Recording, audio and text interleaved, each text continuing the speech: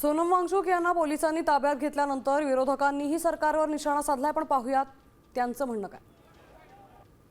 हा देश किती हुकुमशाही मार्गाने चालले आहे.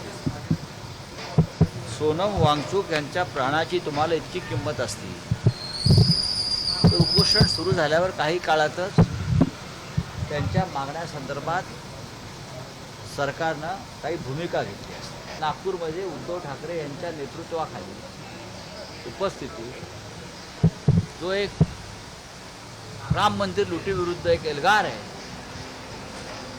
त्या कार्यक्रमावरचं लक्ष वळवावं म्हणून सुद्धा सोनम वांगचुक यांना काल रात्रीच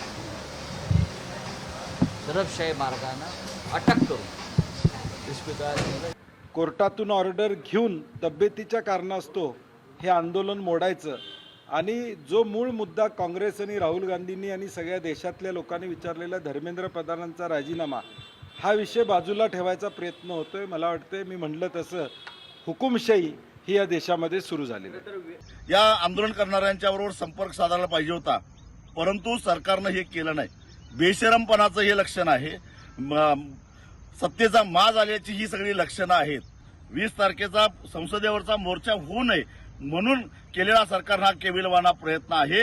पण सरकार आगीशी खेळतंय आणि ही आग सरकारला जाळल्याशिवाय राहणार नाही.